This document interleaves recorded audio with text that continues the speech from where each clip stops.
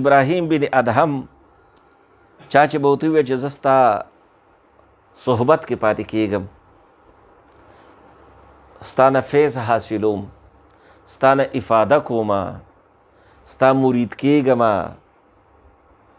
او ته ماته ارشاد وکړه، زه به مسترشد شمه. ابراهیم بن ادهم به ورته ډېر عجیبه شرطونه کېښودل. 3 شرطونه و د هغه.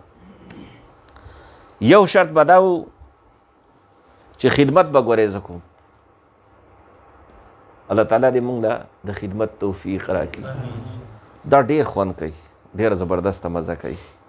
ما ته دا خپل چې کمزوري ده نو دا ما ته چېرته محسوس شوې نه ده، خو څو ځایونو کې محسوسېږي. یو خدمت کې چې زما زړه کېږي چې د ملګرو خدمت وکړم، لیکن نشم کولی نو. او بل د میلمه خاطرداري، زما چې خوښه وه که نه، زه به د هغه روډه پورې اوس تلم، هلته مې کس رخصت او بیا به ترې راتلم. بس دا 2 څیزونه دي. نو ابراهیم بن ادهم به شرط کېښوده چې زه به خدمت به زه کوم، ته به خدمت نه کوې. چې به درته ځا چوم، روټۍ به ته مخې ته زږدم، لاسو ته به اوبه زه در اچوم. او دا ډېر غټ امتحان و چې مرشد رالېږي او تاسو ته لاس کې لاسونه نیولی او کوزه اوسه په لاس کې چې لاس وینځئ او دسترخوان درته خور کي او ته روټۍ وخوره. دویم به ورته ویل چې ګورې ځکه مونځ خو پکې شته که نه، داسې خو نه چې دا زمونږ قلندري لینډ دی مونځ پکې نشته. ډېر داسې وي زمونږ تصوف په نوم باندې موجود خلک سپي ساتي، سپي ساتي، مرغان ساتي او پته نه کم څیزونه ساتي. وایي زمونږ دا لینډ قلندري لینډ دی. نو دا قلندري نه دی، دا ګمراهۍ لینډ دی، دا د الله دین کې نشته. نو ابراهیم بن ادهم به ویل چې ګوره 3مه خبره دی، اذان به زه کوم. اذان زما ذمه داري ده، ځکه د اذان اجر ډېر لوی دی. ته راسره شوې ملګری شو، ګوره داسې نه چې ته اذان وکړې، اذان به نه کوې، اذان به زما ذمواري. داسې دین اندازه لګوئ چې اذان یې کوو نو هغوی به اودس اذان کوو.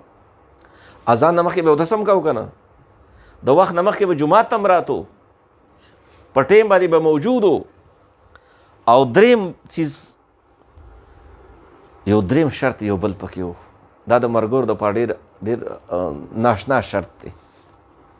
هغه شرط دا و، وایي تاله چې خدای څومره پیسې درکړي او څومره ګټه ته کې، ستا څومره تنخواهي، څومره مزدوري وي، پیسې ګټې، نو په هغه پیسو کې به څومره چې ستا ایسئ هغومره به زما ایسئ. راسه نیمې پې او دې ته څوک تیار و چې زه به 100 روپۍ ګټم نو 500 به دې صاحب له ورکوم او 500 به زه خپلو جب کې اچوم او دا بچو له وړم. دې کې د ابراهیم بن ادهم مطلب دا و چې د چا په زړه کې د دنیا محبت دی، هغه به زما د خوا نه ځي. او که چېرته دا څیز برداشت کوي نو ده کې به ډېر زیات خلوص وي، محبت پوي. اوس په تا الله څوک هر څه درکوي خو پیسې به نه درکوي، ځکه پیسې خو ډېرې خوږې دي که نه. دا د نیکانو بندګانو مخکې نه دا نسخې ازمایلي دي. نو هغو ته یې څه چې ګټې هغې به زما ستاسې نیمه حصه پوره حصه به مې ستاسه، څومره چې تا اخلې هغومره به زه اخلم. یو ورځ د هغه د ملګرو نه یو کس وویل چې زه په دې باندې قادر نه یم، زما دا نه ده خوښه، زه څومره ګټمه نو زما په دې ګټه کې د ستا نیمه حصه وي. حضرت ابراهیم بن ادهم رحمت الله تعالی علیه ورته وایي ستا دا خبره مې ډېره خوښه شوه، رښتې دي ویل. رښتې دي ویل.